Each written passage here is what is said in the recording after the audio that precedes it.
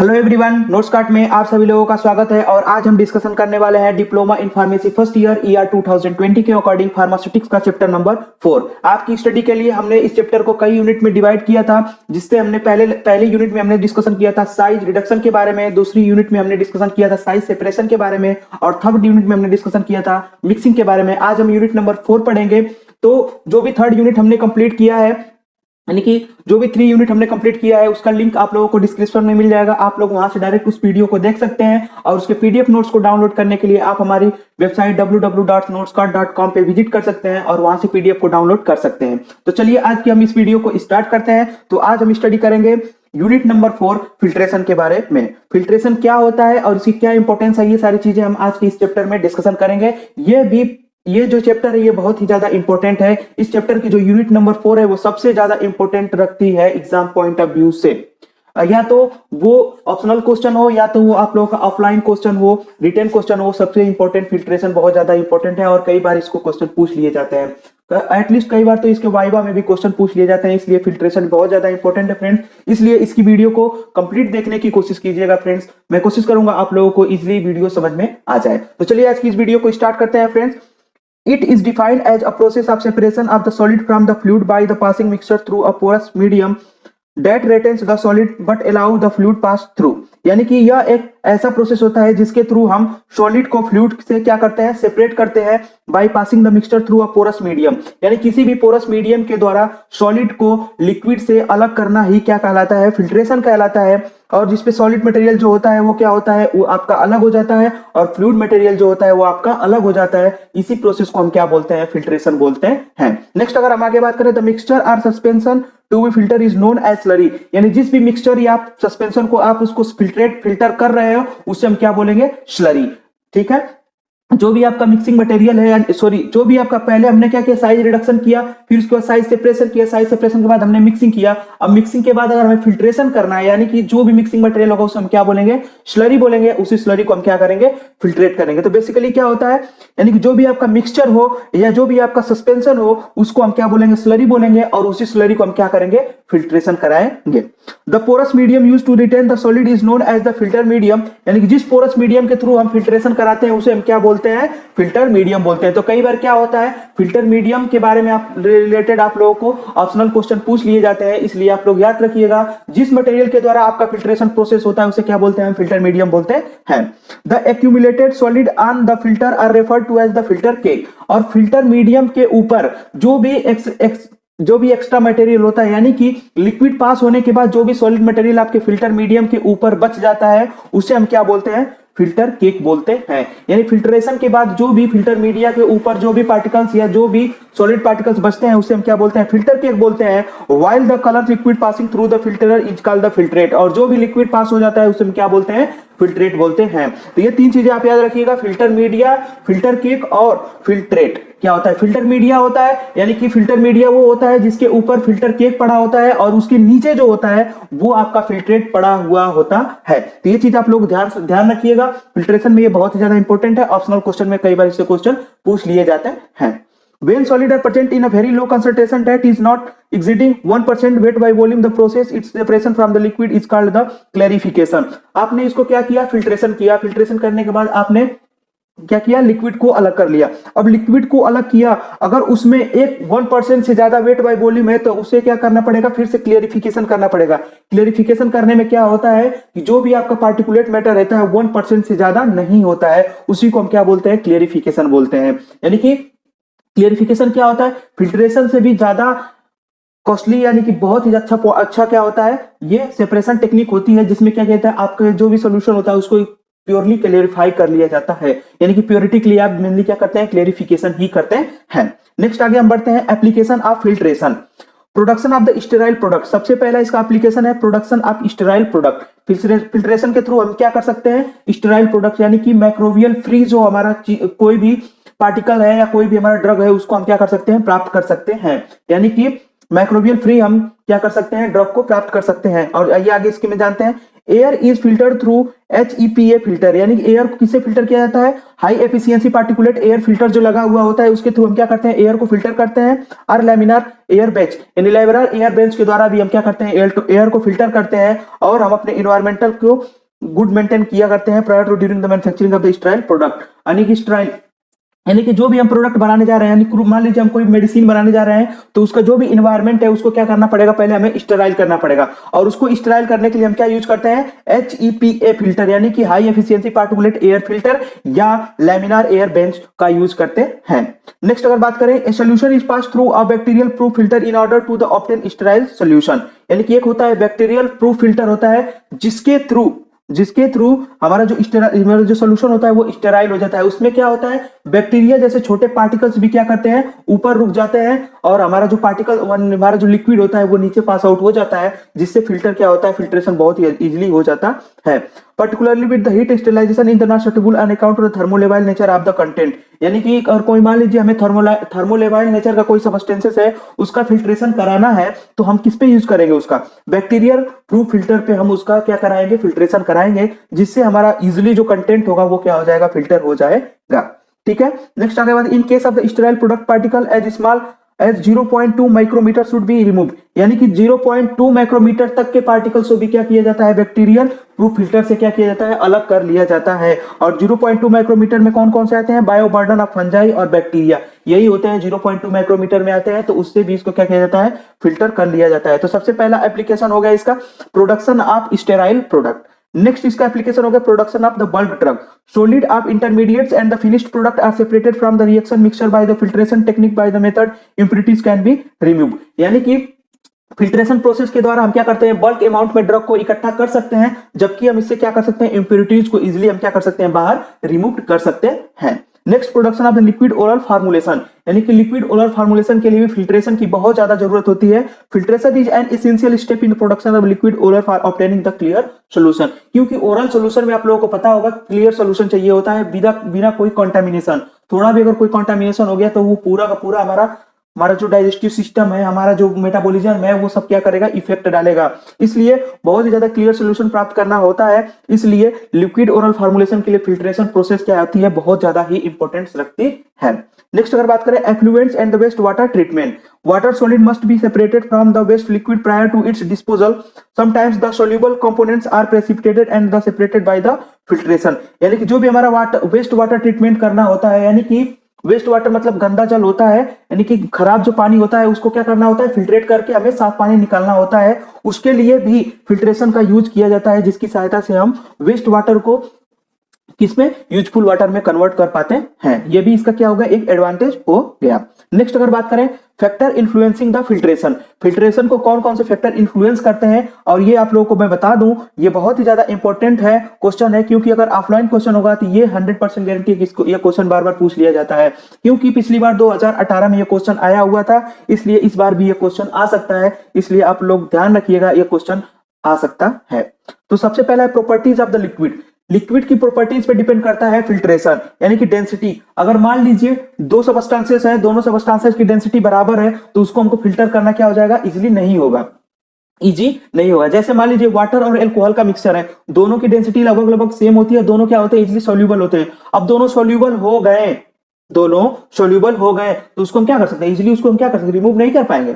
ठीक है। विस्कोसिटी, दोनों की अगर विस्कोसिटी अलग अलग हुई तभी जाके हम क्या कर पाएंगे? उसको सेपरेट कर पाएंगे। विस्कोसिटी अलग अलग होगी दो सबस्टेंस मटेरियल की, तो हम जाके उसको क्या कर सकते हैं? अलग अलग फिल्टर कर पाएंगे। कोरिसिनेस भी होता है, जिसकी सहायता से हम क्या कर सकते हैं? फिल्ट्रेशन करा सकते हैं। कोरिसिनेस का मतलब होता है कि पार्टिकुलेट मैटर कवर किए हुए, जो यानी कि कोरिसिनेस मतलब होता है पार्टिकुलेट मैटर से रिलेटेड ये पॉइंट होता है। Property of the solid, particle shape, size and charge, particle की शेप, साइज और चार्ज पे भी डिपेंड करता है हमारा फिल्ट्रेशन प्रोसेस। यानी अगर पार्टिकल की साइज क्या होगी? सेम होगी, तो उसको फिल्टर करना क्या होगा? थोड़ा मुश्किल होगा। अगर शेप दोनों का बराबर है तो भी फिल्ट्रेशन करना मुश्किल होगा, और अगर दोनों का चार्ज सेम हुआ तो भी हमें फिल्ट्रेशन करने में मुश्किल ही होगी। क्यों मुश्किल होगी? आप लोग समझ सकते हैं। अगर पार्टिकल का साइज एक जैसा है तो उसको आप इजीली फिल्टर तो कर नहीं पाएंगे, क्योंकि सभी के सभी पार्टिकल क्या हो जाएंगे? हमारे फिल्टर मीडिया द्वारा पास हो जाएंगे और उससे कोई मतलब नहीं निकलेगा। इसलिए पार्टिकल की साइज, शेप और उसकी चार्ज पे भी डिपेंड करता है कौन सा? Filtration process. नेक्स्ट अगर बात करें टेम्परेचर ऑफ द सस्पेंशन, जो भी हमने सस्पेंशन बनाना है यानी कि जो भी सस्पेंडेड पार्टिकल्स को हमें क्या करना है, फिल्टर करना है, उसके टेम्परेचर पे भी डिपेंड करेगा हमारा filtration process. Next filter cake formation rate, यानी जो फिल्टर केक आपका बन रहा है यानी कि जितना फिल्ट्रेशन रेट कितने प्रकार से, यानी कि जो आपका फिल्ट्रेशन हो रहा है तो किस रेट से आपका फिल्टर केक बन रहा है, यानी कितनी रेट से आपका फिल्ट्रेशन प्रोसेस हो रहा है, इस पे भी डिपेंड करता है आपका filtration. Surface area of the filter media, filter medium का जो सरफेस एरिया कितना है उसके ऊपर भी फिल्ट्रेशन डिपेंड करेगा, यानी कि filter media is directly proportional to, यानी कि surface area of the filter media is directly proportional to filtration, यानी कि जितना ज्यादा फिल्टर मीडियम का सरफेस एरिया होगा उतना ज्यादा फिल्ट्रेशन होगा, और जितना कम आपका सरफेस एरिया होगा फिल्टर मीडियम का उतना कम फिल्ट्रेशन होगा। ठीक है। नेक्स्ट ग्रेविटी फोर्सेस भी डिपेंड करती है, क्योंकि ग्रेविटी के कारण भी कई फिल्ट्रेशन होते हैं, आगे मैं आप लोगों को बताऊंगा। ग्रेविटी के कारण भी बहुत सारे फिल्ट्रेशन प्रोसेस किए जाते हैं, उस पर भी इफेक्ट डालता है कौन, ग्रेविटी फोर्स। अप्लाई प्रेशर, यानी कि आप कितने प्रेशर अप्लाई कर रहे हैं इस पे भी डिपेंड करेगा फिल्ट्रेशन। आप लोगों ने देखा होगा कि चाय छानते समय क्या किया जाता है, कभी कभी उस पर क्या किया जाता है, प्रेशर को अप्लाई किया जाता है चाय को ज्यादा छानने के लिए। ठीक है, तो वो कभी कभी प्रेशर अप्लाई भी किया जाता है फिल्ट्रेशन के लिए, तो उस पर भी डिपेंड करेगा हमारा filtration process. Viscosity of the filtrate, viscosity of the filtrate, जो भी हमने फिल्टर यानी कि जो भी हम फिल्ट्रेट निकाल रहे हैं, यानी जो भी लिक्विड निकाल रहे हैं, अगर उसकी विस्कोसिटी ज्यादा हो गई तो वो क्या होगा, इजिली फिल्ट्रेट नहीं बनेगा, यानी कि इजिली वो फिल्ट्रेशन उसका नहीं हो पाएगा। ठीक है, इसलिए विस्कोसिटी नेचर भी डिपेंड करता है हमारे फिल्ट्रेशन मटेरियल के। Next centrifugal forces, centrifugal forces could replace the gravitational forces and used to increase the rate of filtration। Centrifugal force जो होता है एक सब ऐसा फोर्स होता है जो कि सेंटर से बाहर की तरफ लगता है, यानी कि जैसे मान लीजिए कि आप छन्नी लिए हैं, छन्नी से अगर आप चाय छान रहे हैं तो आपका जो अदरक और जो भी मटेरियल वो अगर वो ज्यादा हो गया तो इजीली फिल्ट्रेट नहीं होगा, तो आप क्या करते हैं, उंगली से उसको राउंड राउंड क्या करते हैं, घुमाते हैं। जैसे ही छन्नी में उंगली से या किसी चम्मच की सहायता से उसको घुमाते हैं तो आपका जो फिल्टर प्रोसेस होता है वो जल्दी जल्दी होने लगता है, यानी कि आप उसको क्या कर रहे हैं, सेंट्रीफ्यूगल फोर्स प्रोवाइड करा रहे हैं। अब जैसे ही आप सेंट्रीफ्यूगल फोर्स प्रोवाइड कराएंगे तो वो उस पर क्या हो जाएगा, उसकी वजह से वो क्या होगा, फिल्ट्रेशन आपका इजीली हो जाएगा। ठीक है, तो ये होगा फैक्टर इन्फ्लुएंसिंग फिल्ट्रेशन। एक बार फिर मैं आप लोगों को बता दूं कि ये जो मैंने पॉइंट बताया फैक्टर इन्फ्लुएंसिंग, ये बहुत ही ज्यादा इंपॉर्टेंट है, इसलिए आप लोग इसको इंपॉर्टेंट मार्क कर लीजिएगा। और इसके जो भी लैंग्वेजेज हैं, जो भी इसकी लैंग्वेजेज है वो हमारे नोट्स में, यानी कि इसका नोट्स जो है आपको मिल जाएगा www.notescard.com पे, वहां से आप इसको नोट्स को जरूर कॉपी कर लीजिएगा और उसके जो भी पॉइंट्स हैं उसको आप कोशिश कीजिएगा कि याद हो जाए और उसको इजीली समझ लीजिएगा। अगर आपको समझने में कोई दिक्कत आ रही है तो आप हमारे कमेंट बॉक्स में कमेंट करके बता सकते हैं, आपकी समस्याओं को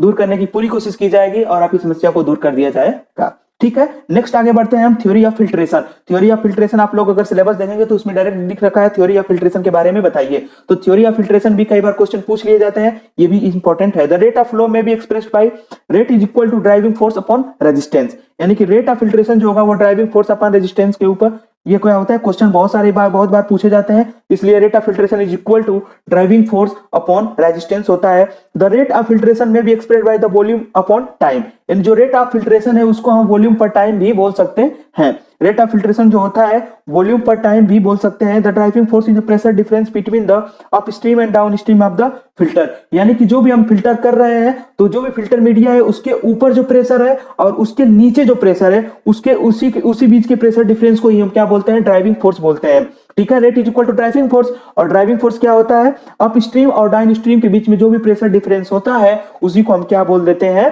ड्राइविंग फोर्स बोल देते हैं। ठीक है फ्रेंड्स, यहां तक आप लोगों को समझ में आया। नेक्स्ट आगे बढ़ते हैं। Resistance is not constant in increase with the increase in the deposition of the solid and the filter medium, यानी कि रेजिस्टेंस होता है वो आपका कांस्टेंट नहीं होता है।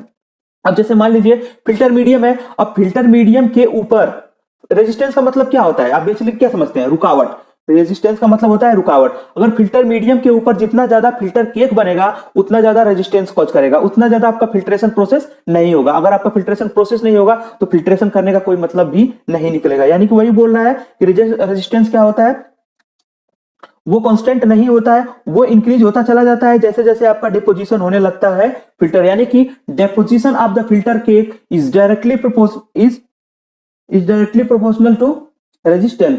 ठीक है, जैसे जैसे आपका फिल्टर केक बढ़ता जाएगा वैसे वैसे रेजिस्टेंस क्या होती जाएगी, ज्यादा बढ़ती जाएगी। ठीक है, ये हो गया थ्योरी ऑफ फिल्ट्रेशन में rate is equal to driving force and resistance. इसके अलावा कई और थ्योरीज है, उसके बारे में हम डिस्कस करेंगे। नेक्स्ट थ्योरी है पॉलिश इक्वेशंस। पॉलिश साहब ने फिल्ट्रेशन के लिए कुछ इक्वेशंस दी है, उसके बारे में हम डिस्कस करते हैं। Polish consider that consider the filtration is similar to the streamline flow of a liquid under the pressure through the capillaries। जो भी हमारा कैपिलरीज होती है, आप लोगों ने देखा ब्लड क्लॉटिंग के लिए कैपिलरीज का यूज किया जाता है।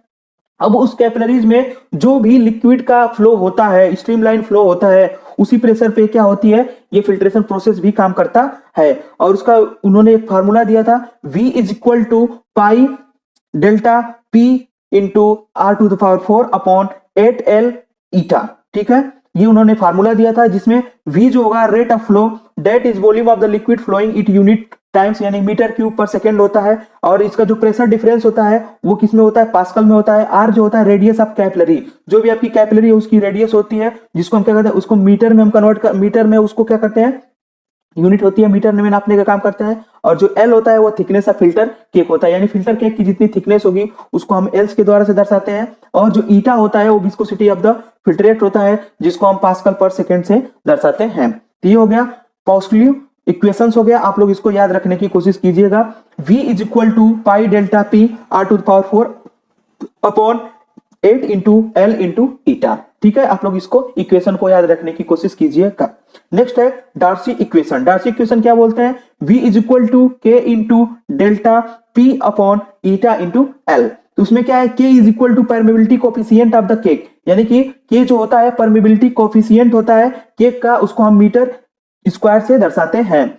ये क्या होता है, surface area of the porous bed, यानी कि जो भी आपका फिल्टर मीडियम है उसकी सरफेस एरिया होती है, उसको भी हम मीटर स्क्वायर से दर्शाते हैं। और the term K depends on the characteristic of the cake such as the porosity, specific surface area and compressibility के ऊपर डिपेंड करता है। जो भी ये केक होता है ये क्या होता है, कोफिशिएंट होता है। और मेनली किस पे डिपेंड करता है, ये पोरोसिटी पे डिपेंड करता है, स्पेसिफिक सरफेस के ऊपर डिपेंड करता है एंड कंप्रेसिबिलिटी पे डिपेंड करता है। तो इसी प्रकार आप लोगों को ऑप्शनल क्वेश्चन में आ सकता है कि डार्सी इक्वेशन में के किस चीज पे डिपेंड करता है, यानी पहला ऑप्शन देगा पोरोसिटी, दूसरा ऑप्शन दे देगा specific surface area and compressibility, तो आप लोग उसको क्या करें, और उसमें फोर्थ ऑप्शन दे देगा ऑल ऑफ द एबव, तो आप लोग उस पे किससे ट्रिक करेंगे, ऑल ऑफ द एबव। ठीक है, ये होगा डार्सी इक्वेशन। नेक्स्ट आता है कॉजनी क्लेरमैन इक्वेशन। उन्होंने क्या किया था, V is equal to A upon eta S square into delta P upon KL into epsilon cube upon 1 minus epsilon whole का स्क्वायर। ठीक है, जहां पे वेयर एप्सिलॉन क्या होता है, porosity of the cake bed, और S क्या होता है, specific surface area of the particles comprising the cake metre square per metre cube होता है, वो क्या होता है, स्पेसिफिक सरफेस एरिया होता है। और के जो होता है वो कॉजनी कांस्टेंट होता है, यूजुअली उसको टेकन कितना लिया जाता है, 5, यानी कॉजनी कांस्टेंट होता है उसको कितना लिया जाता है, 5 हम यूज करते हैं। कई बार क्वेश्चन आते हैं तो उसमें आप कॉजनी कांस्टेंट को कितना ले लेंगे, 5 ले लेंगे। फाइनली आपको ये इक्वेशन याद रखनी है, V is equal to A upon eta S square into delta P upon KL into epsilon cube upon 1 minus epsilon whole का पावर। ठीक है, ये आप लोगों को पूरा याद रखना होगा। ये सारी इक्वेशंस आप लोगों को याद रखनी होगी। अगर आप थ्योरी या फिल्ट्रेशन आप लोगों को पूछा जाता है तो ये सभी इक्वेशंस आप लिख देंगे तो आप लोगों को पूरा कंप्लीट मार्क्स मिल जाएंगे। अगर इसमें क्वेश्चंस भी आते हैं तो सिंपल ये फार्मूले पे क्वेश्चन आएंगे, आप फार्मूले में वैल्यूज को रख लीजिएगा और उसके बाद उसको सॉल्व कर लीजिएगा। नेक्स्ट आगे हम बढ़ते हैं मेम्ब्रेन फिल्टर के बारे में। कौन कौन से इक्विपमेंट यूज किए जाते हैं फिल्ट्रेशन प्रोसेस में, उसके बारे में हम जान लेते हैं। सबसे पहले हम बात करते हैं मेम्ब्रेन फिल्टर।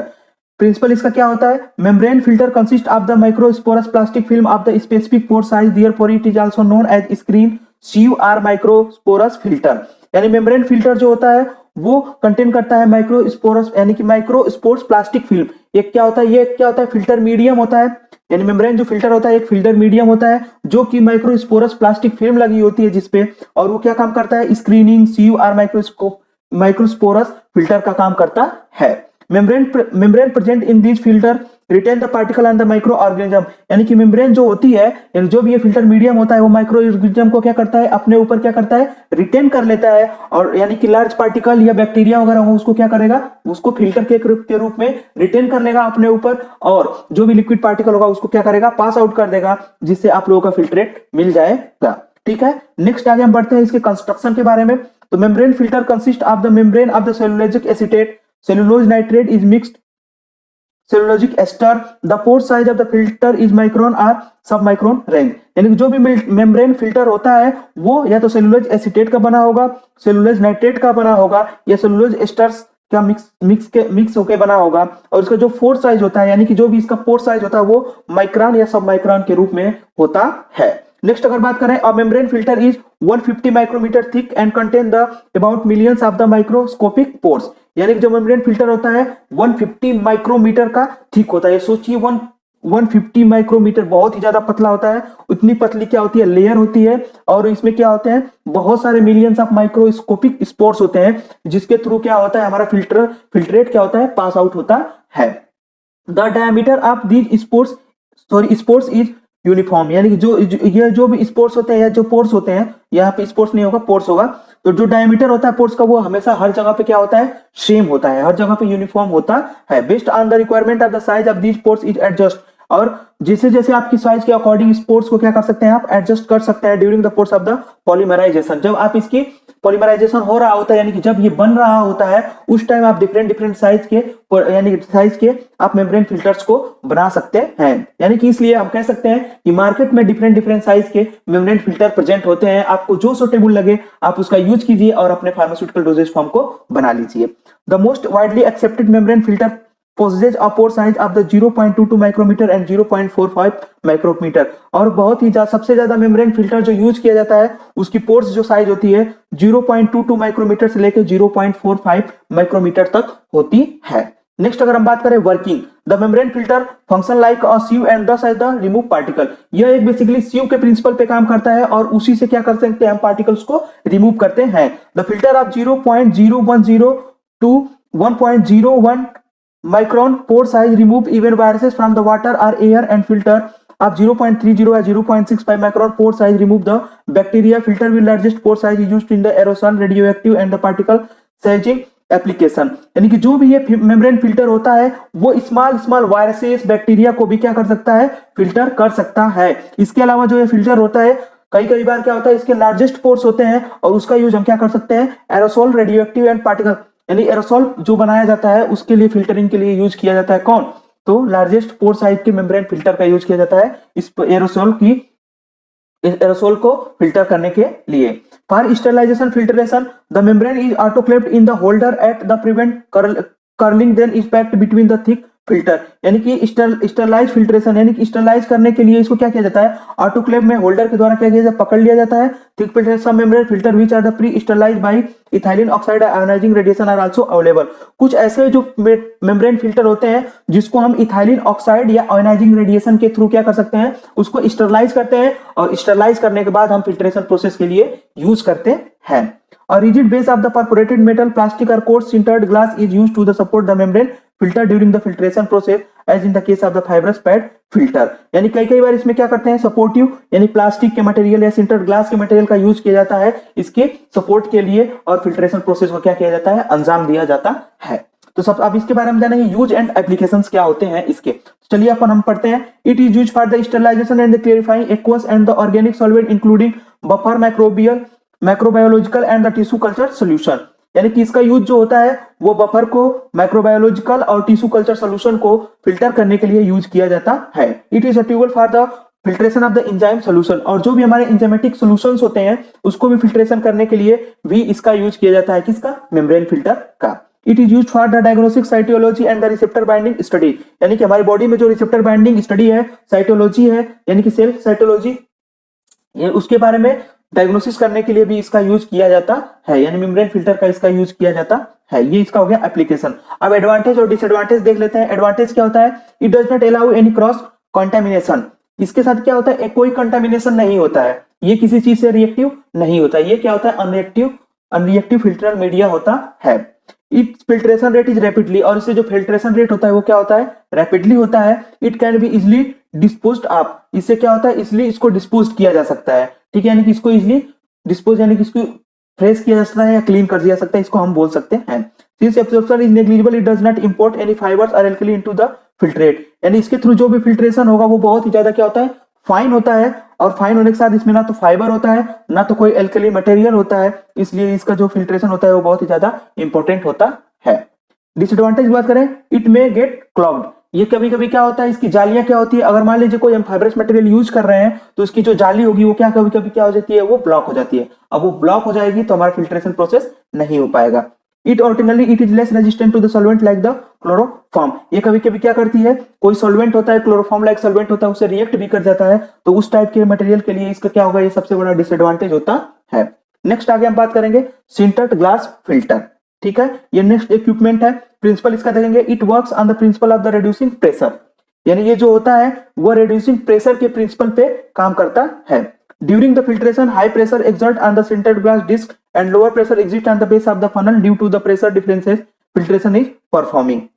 इसमें क्या होता है, ड्यूरिंग जब फिल्ट्रेशन आप करते हैं, सिंटर्ड ग्लास जो होता है वो क्या होता है, एक तो इसका जो पार्ट होता है वो कोनिकल होता है और ऊपर से जो पार्ट होता है वो फ्लैट होता है। तो जो फ्लैट होता है उस पर आप प्रेशर को अप्लाई करते हैं, ठीक है, वहां पे वो बहुत ज्यादा हाई प्रेशर अप्लाई करते हैं, और जो कोनिकल वाला पार्ट होता है वहां पे क्या होता है, रेड्यूस प्रेशर होता है। ठीक है, और इसी प्रेशर की वजह से क्या होता है, फिल्ट्रेशन क्या होता है, परफॉर्म होता है। नेक्स्ट अगर इसका कंस्ट्रक्शन बात करें, it consist of the glass funnel and sintered glass disc. ये क्या होता है, ग्लास फनल होती है नीचे और सिंटर्ड ग्लास का ये बना हुआ होता है, डिस्क होता है। This filter has the filter medium of flat or concave plate of the Jena glass powder and shifted to the produce granule of the uniform size of the moulded together. इसमें क्या होता है, ये sintered जो glass होता है उस पे जीना ग्लास की पाउडर को आप क्या करते हैं, रख देते हैं, जिससे क्या बन जाता है, वो स्पोर्स क्रिएट हो जाते हैं, छोटे छोटे स्पोर्स क्रिएट हो जाते हैं, और इसी स्पोर्स के थ्रू क्या होता है, हमारा फिल्ट्रेशन जो प्रक्रिया होती है उसको क्या किया जाता है, परफॉर्म किया जाता है। The variation in porosity depending on the size of the granules used in the plate. अब इसकी जो पोरोसिटी होगी, यानी कि किस टाइप के आपने ग्रेन्यूल को यानी जीना ग्लास को आपने उस पे यूज किया है, तो किस टाइप से आपने उसको ग्रेनुलेशन किया है, इस पे आपका डिपेंड करेगा फिल्ट्रेशन प्रोसेस। अगर आपने ज्यादा मात्रा में उस पे क्या कर दिया, जीना ग्लास को छिड़क दिया, तो उसका जो पोर्स होंगे वो छोटे छोटे हो जाएंगे और उसका फिल्ट्रेशन क्या होगा, बहुत ही कम होगा। लेकिन अगर आप क्या करते हैं, थोड़े अमाउंट में अगर जीना ग्लास को उस पे क्या करते हैं, छिड़कते हैं, तो उससे क्या होगा, आपका फिल्ट्रेशन क्या होगा, इजिली हो जाएगा और बड़े बड़े पार्टिकल भी फिल्ट्रेट हो जाएंगे। ठीक है, vacuum attached is the necessary to facilitate the passage of the liquid through the filter plate, यानी वैक्यूम को भी अटैच करना पड़ता है फिल्टर प्लेट के ऊपर, क्योंकि कभी कभी लिक्विड मटेरियल को क्या करता है, वैक्यूम एयर भी देना पड़ता है, इसलिए उसमें क्या करते हैं, वैक्यूम को भी अटैच कर लिया जाता है। तो ये हो गया सिंटर्ड ग्लास का प्रिंसिपल और कंस्ट्रक्शन। नेक्स्ट अगर बात करें working, the sintered glass filter are available in the different pore size, यानी जो सिंटर्ड ग्लास फिल्टर होते हैं वो डिफरेंट पोर साइज के अवेलेबल होते हैं मार्केट में। Hence the funnel will be sintered filter is number according to the pore size. इसलिए जो भी इसका फनल आता है ना, सिंटर्ड ग्लास फिल्टर का जो भी फनल आता है वो डिफरेंट साइज या डिफरेंट नंबर के अकॉर्डिंग आता है। आपने किस टाइप का पोर साइज बनाया है, उस टाइप का आप लोगों को सिंटर्ड ग्लास जो होती है उसका फनल आप लोगों को उसी हिसाब से मिलेगा। The filtration is carried out under the reduced pressure, यानी कि जो फिल्ट्रेशन ये होता है वो अंडर द रेड्यूस्ड प्रेशर के दौरान ही होता है। These funnel are used for the bacterial filtration, और इस फिल्ट्रेशन, इस जो फिल्टर मीडिया है इसका यूज हम बैक्टीरियल फिल्ट्रेशन के लिए भी करते हैं। नेक्स्ट अगर बात करें यूजेज एंड एप्लीकेशन, तो sintered filter are also available in stainless steel which are greatly mechanical strength, यानी सिंटर्ड ग्लास जो होती है, यानी कि जो ये फिल्टर होता है वो स्टेनलेस स्टील का भी बना होता है, जो कि जिसका मैकेनिकल स्ट्रेंथ क्या होता है, बहुत ही ज्यादा होता है। However these are very much liable to attack by the solution passing through them, यानी कि बहुत ही अटैक बाय द, यानी कि जो मटेरियल इसके साथ रिएक्ट करने वाले होते हैं उसके लिए भी उसको क्या कर सकता है, ये अपनी तरफ अटैक करने से क्या करता है, बचाता है। इसलिए इसका यूज बहुत ज्यादा ही किया जाता है, यानी कि इसकी मैकेनिकल स्ट्रेंथ क्या होती है, बहुत ज्यादा होती है। यानी कि however these are very much liable to attack by solution passing through them, यानी कि लायबल मटेरियल होता है, यानी कोई सोल्यूशन इसके साथ रिएक्ट कर रहा है तो उसको ये फिल्ट्रेट में पास नहीं होने देगा। ठीक है, वो अपने साथ क्या करेगा, मटेरियल पे ही अटैच करा लेगा। जैसे मान लीजिए ये फिल्टर मीडियम आपका है, तो उस पर आपने मटेरियल को डाला, जो उसके साथ क्या करेगा, रिएक्ट करके वहीं पे चिपक जाएगा, उसके साथ ही चिपक जाएगा। लेकिन जो आपका फिल्ट्रेट है वो आपका नीचे चला जाएगा, वो उसमें कोई कंटामिनेशन नहीं होता है। इसका ये भी एक यूज होता है। नेक्स्ट अगर बात करें एडवांटेज और डिसएडवांटेज की, तो इसका सबसे बड़ा एडवांटेज होता है it is easy to clean and labour requirement is very low. आप इसको इजिली क्लीन कर सकते हैं और इसके लिए जो लेबर होते हैं, लेबर की रिक्वायरमेंट बहुत ही कम होती है। It shows the low absorption property, और इसकी जो एब्जॉर्प्शन प्रॉपर्टी होती है वो बहुत ज्यादा ही लो होती है। एब्जॉर्प्शन प्रॉपर्टी लो होने का मतलब यही हमने बताया ना, सरफेस से वो रिएक्ट कर लेता है, रिएक्ट करके सरफेस पे ही किसी भी पार्टिकल को अटैच कर देता है, जिससे आपका जो फिल्ट्रेट होता है वो कंटेमिनेट नहीं होता है। It is fragile in nature, so it is handling a very tough task. Disadvantage क्या होता है, यानी कि ये फ्रेजाइल नेचर का भी होता है, क्योंकि सिंटर्ड ग्लास फिल्टर, अगर ग्लास फिल्टर आप ले रहे हैं तो वो क्या होगा, फ्रेजाइल नेचर का होगा, वो इजिली टूट सकता है। जबकि आप स्टेनलेस स्टील का लेंगे तो वो इजिली नहीं टूटेगा। It is very expensive and time consuming, ये बहुत ही ज्यादा क्या होता है, एक्सपेंसिव होता है और टाइमिंग कंज्यूमिंग होता है, ये भी इसका एक डिसएडवांटेज होता है। मेनली इसमें क्या होता है, आपने उसमें क्या किया, एक आपकी जो फनल लगी हुई होगी, ऊपर क्या होगा, आप मटेरियल को डाल देंगे सिंटर फिल्टर ग्लास में, उसके बाद उस पर से आप प्रेशर अप्लाई करते हैं, तो ऊपर प्रेशर क्या होता है, ज्यादा होता है, नीचे क्या होता है, प्रेशर कम होता है। ठीक है, ऊपर प्रेशर ज्यादा होने के कारण जो भी आपका मटेरियल होगा वो ग्रेविटी के कारण नीचे क्या होगा, फिल्ट्रेट होता रहेगा, और आपका इजिली जो भी आपका फार्मास्यूटिकल डोजेज फॉर्म बनाना होता है, आप उसको फिल्ट्रेट करके आप उसको इजिली बना सकते हैं। ठीक है, तो यहां तक हमने यूनिट नंबर 4 कवर कर लिया है। नेक्स्ट हम पढ़ेंगे यूनिट नंबर 5। यूनिट नंबर 5 आपकी है ड्राइंग। नेक्स्ट लेक्चर में ड्राइंग को भी हम कवर कर लेंगे। और ठीक है, तो thank you for watching friends. हमसे जुड़े रहने के लिए आप हमारे टेलीग्राम ग्रुप को भी ज्वाइन कर सकते हैं और व्हाट्सएप ग्रुप को भी ज्वाइन कर लीजिए। नेक्स्ट हम अगले यूनिट में मिलते हैं ड्राइंग के साथ। ड्राइंग जो आपकी नेक्स्ट यूनिट है 5th नंबर की, उस पर हम चर्चा करेंगे। तो आज के लिए इतना ही friends. Thank you to all of you friends.